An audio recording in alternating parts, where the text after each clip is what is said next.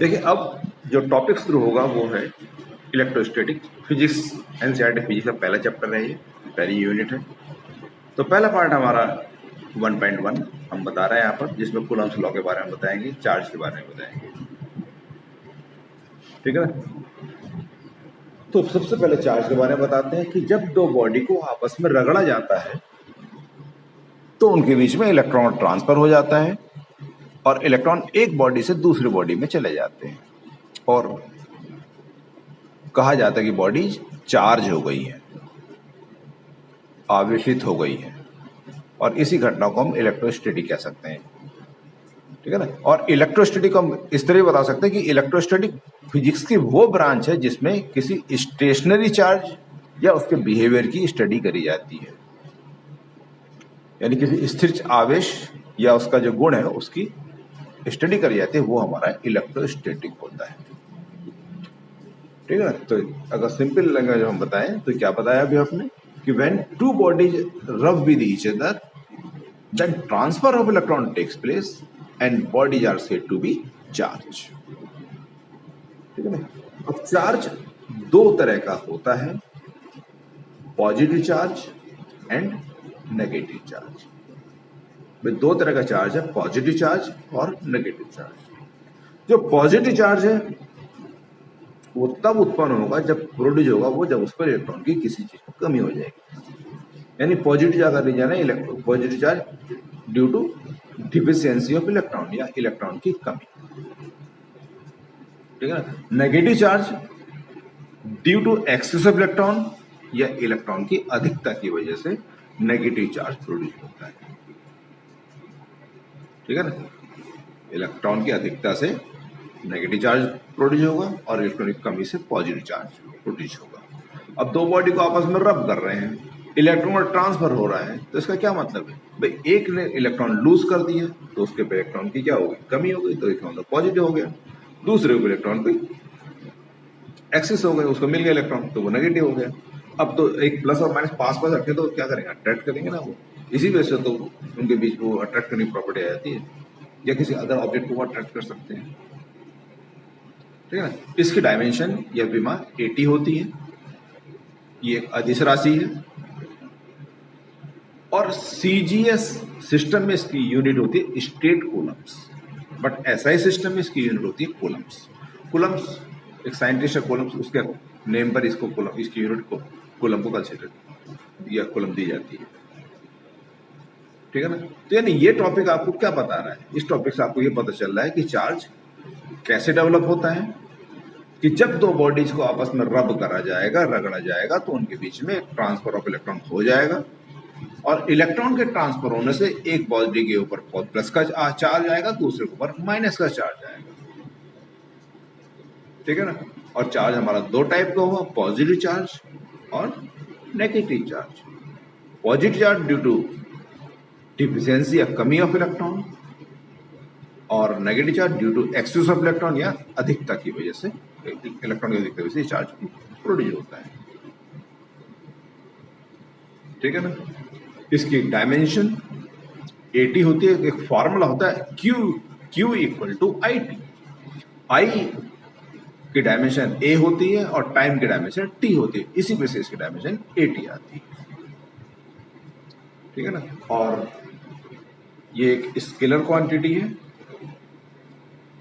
जिसमें कोई डायरेक्शन नहीं है। क्लियर।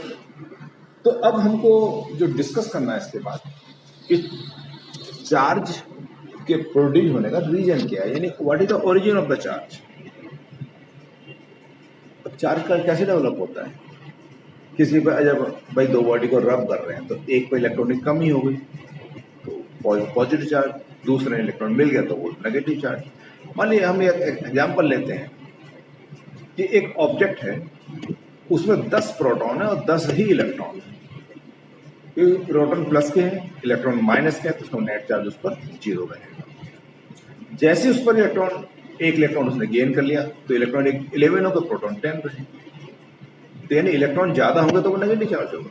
अब एक इलेक्ट्रॉन उसमें से कम कर दीजिए, जैसे उसमें कम करेंगे उसमें वो पॉजिटिव चार्ज डेवलप हो जाएगा। तो इस तरह से इलेक्ट्रॉन के ट्रांसफर की वजह से ये चार्ज डेवलप मान लीजिए दो ऑब्जेक्ट हैं ए और बी, ना तो ए पर कोई चार्ज है ना फिर कोई ना बी पर कोई चार्ज है। चार्ज ना होने का मतलब क्या है कि दोनों पर प्रोटॉन और इलेक्ट्रॉन इक्वल नंबर में है। तो ए का चार्ज 0 है, बी का चार्ज 0, तो ए प्लस बी का चार्ज कितना हुआ 0। अब हम क्या करते हैं, ए और बी को आपस में रब करते हैं, रगड़ते हैं, या एक दूसरे कॉन्टेक्ट में लाते हैं। तो क्या करते हैं, ए अपने 2 इलेक्ट्रॉन बी को ट्रांसफर कर देता है। अगर ए ने 2 इलेक्ट्रॉन लूज करे तो ए पर आएगा प्लस का 2 चार्ज। क्योंकि बी ने इलेक्ट्रॉन लिए हैं तो बी पर आएगा माइनस का 2 इलेक्ट्रॉन। यानी कि जब रब करा या कॉन्टेक्ट हो रहा है तो उनके बीच में उन दोनों पर आवेश डेवलप हो गया, चार्ज डेवलप हो गया। अब इस चार्ज का सम करा जाए दोनों के तो टोटल कितना आएगा, 0 आएगा। तो पहले नेट चार्ज कितना था, 0 था, और अब नेट चार्ज कितना है, 0 है। तो इसका मतलब क्या है कि चार्ज कंजर्व रहता है, संरक्षित रहता है। यही हमारा स्टेटमेंट है कि charge can neither be destroyed nor be created. Charge को ना तो नष्ट कर सकते हैं और ना ही उत्पन्न कर सकते हैं।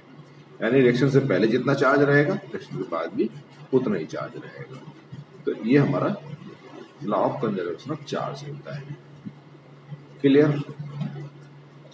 अब हम आपको बताते हैं फंडामेंटल चार्ज। जनरली स्मॉल ई को हम फंडामेंटल चार्ज कहते हैं, यानी स्मॉल ई को मूल आवेश है, फंडामेंटल चार्ज कहेंगे। फंडामेंटल का वर्ड वहां यूज करते हैं जहां पर यानी जिस चीज को हम फर्दर डिवाइड ना कर सके और छोटे छोटे पार्ट में ब्रेक ना कर सके, उसे हम फंडामेंटल या मूल कहते हैं। तो स्मॉल ई को डिवाइड नहीं कर सकते, इसलिए इसको मूल आवेश कह रहे हैं, और इसकी वैल्यू होती है 1.6 इंटू 10⁻⁻19 कोलम्स। ठीक है ना। तो चार्ज किसी भी बॉडी पर ई की टर्म में ही दिया जाता है। मान ली किसी का जैसे इलेक्ट्रॉन है, तो इलेक्ट्रॉन पर जो चार्ज होगा माइनस ई होगा, ना कि ई होगा। तो ई से पहले आपको माइनस का यूज करना है। प्रोटॉन में चार्ज होगा तो ई से पहले प्लस का आप यूज करेंगे। अल्फा पार्टिकल है उसमें प्लस का 2e चार्ज यूज करेंगे, यानी ई के मल्टीपल में चार्ज होता है। SO4 -2 चार्ज है तो उस पर चार्ज कितना माना जाएगा, -2 माना जाएगा, 2e माना जाएगा। तो इस तरह से आप ध्यान रखिए कि जो भी चार्ज दिया जाता है वो ई के मल्टीपल में होता है, ई के। ठीक है ना। तो और ये ई के फ्रैक्शन में नहीं हो सकता, यानी 3/2e चार्ज किसी पे नहीं हो सकता, या 0.5e किसी पे नहीं हो सकता। तो ई रहेगा तो पूरा पूरा रहेगा, या तो 1e होगा या फिर 2e होगा। उसी के बेस पर हमारा जो है नया कॉन्सेप्ट आएगा, quantization of charge.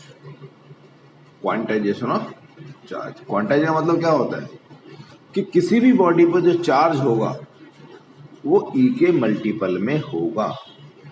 It means the charge on any body is the integral multiple of small e। या हम क्या कह सकते हैं, पूर्ण गुणज होगा। यानी अगर तो किसी बॉडी पर चार्ज है तो Q equal to plus minus n e. अब प्लस माइनस क्योंकि चार्ज प्लस में भी हो सकता है माइनस में हो सकता है। एन का मतलब क्या है, नंबर ऑफ इलेक्ट्रॉन्स। तो ये जो एन होगा ये कभी भी फ्रैक्शन में नहीं हो सकता है, या तो 1 होगा या 2 होगा या 3 होगा या 4 होगा या 5 होगा 6 हो, कुछ भी हो सकता है। परफेक्ट नंबर रहेगा, ये ध्यान रखिए, पूरा पूरा नंबर रहेगा, मगर एन की वैल्यू फ्रैक्शन में या पॉइंट में नहीं हो सकती है। ये बात आप अच्छी तरह से याद कर लीजिए। क्लियर है ना। कि यानी कि जो किसी भी बॉडी पर चार्ज ई के मल्टीपल में हुआ, इसी को हम क्वांटाइजेशन ऑफ चार्ज कहते हैं। इंटीग्रल का मतलब होता है परफेक्ट नंबर। ठीक है ना तो ई को हम फ्रैक्शन में ले सकते हैं ना पॉइंट में ले सकते हैं, इससे आप समझ लीजिए।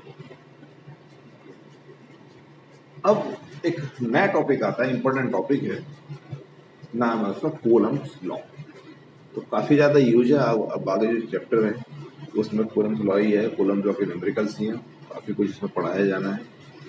तो कूलम्ब्स लॉ को एक साइंटिस्ट कूलम्ब उसने दिया था। तो कोई से भी दो चार्ज हो उनके बीच में फोर्स जो वर्क करेगा, देखो यहाँ पर वर्ड का यूज करते हैं इलेक्ट्रोस्टैटिक फोर्स। इलेक्ट्रोस्टैटिक फोर्स हमेशा चार्ज पार्टिकल के बीच में वर्क करेगा, या स्थिर वैद्युत बल, या इलेक्ट्रोस्टैटिक फोर्स, दो नाम होते हैं इसके। अब ये हमेशा चार्ज पार्टिकल के बीच में वर्क करेगा, ध्यान रखें। तो कूलम्स ने क्या कहा इस रूल के बारे में कि किन्हीं भी दो चार्ज के बीच में या किन्हीं भी दो आवेशों के बीच में कार्य करने वाला इलेक्ट्रोस्टैटिक फोर्स दोनों आवेशों के परिमाणों के गुणनफल के अनुक्रमानुपाती होता है और उनके बीच की दूरी के वर्ग के व्युत्क्रमानुपाती होता है। यानी electrostatic force between two charge is directly proportional to the product of charge and inversely proportional to the square of distance between them। अब चार्ज हम कंसीडर कर रहे हैं Q1 Q2, तो Q1 Q2 की जो प्रोडक्ट है उसके तो डायरेक्टली प्रोपोर्शनल हो गया, अनुक्रमानुपाती हो गया, और जो डिस्टेंस का स्क्वायर है उसके इनवर्सली प्रोपोर्शनल हो गया। तो इस वजह से यहाँ पर F proportional to Q1 Q2 upon R square होगा। और जब यहाँ पर प्रोपोर्शनलिटी का साइन हटाते हैं तो इसकी जगह यहाँ पर एक कांस्टेंट टर्म लेते हैं, उससे यहाँ बोलेंगे 1/4 pi epsilon not Q1 Q2 upon R square. और ये वैक्यूम की कंडीशन है, ये जानेगा रखिए आप, Q1 और Q2 ऊपर आएगा और अपॉन में R स्क्वायर नीचे आएगा, ठीक है ना। ये जो एप्सिलॉन लिखा हुआ है इसको बोलते हैं epsilon not permittivity of free space या निर्वात की विद्युतशीलता। अब वैक्यूम के अलावा कोई और मीडियम आ जाए, गिलास हो, पेपर हो, कुछ भी रख दो मीडियम दोनों चार्ज के बीच में, तो यहाँ पर के को और इंट्रोड्यूस किया जाएगा एप्सिलॉन नॉट के साथ, ठीक है ना। तो कोई भी मीडियम लेंगे तो के की वैल्यू डिफरेंट हो सकती है डिफरेंट मीडियम्स की, ठीक है ना। और न्यूमेरिकल जब करेंगे तो 1/4 पाई एप्सिलॉन नॉट को 9 × 10⁻⁹ लिखा जाएगा। और एप्सिलॉन नॉट को आपको बता ही दिया ये क्या होता है, परमिटिविटी ऑफ फ्री स्पेस होगा या निर्वात की विद्युतशीलता होती है, ठीक है ना। तो इसकी डायमेंशन फाइंड करिए एप्सिलॉन नॉट की, इसकी यूनिट फाइंड करिए, कभी कभी ये भी पूछ ली जाती है।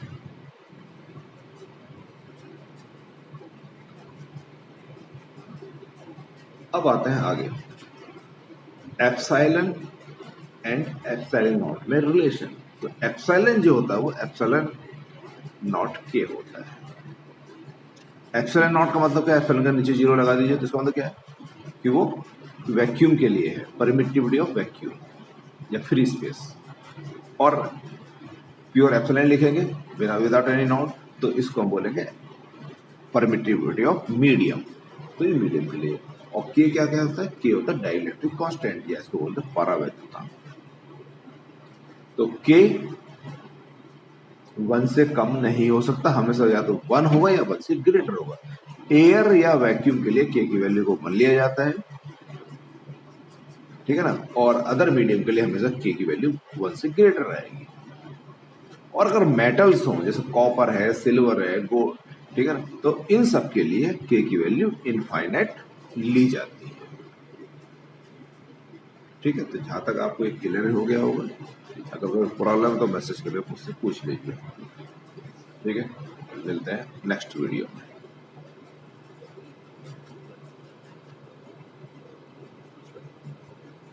तो इसको कॉपी में नोट जरूर करते रहिए।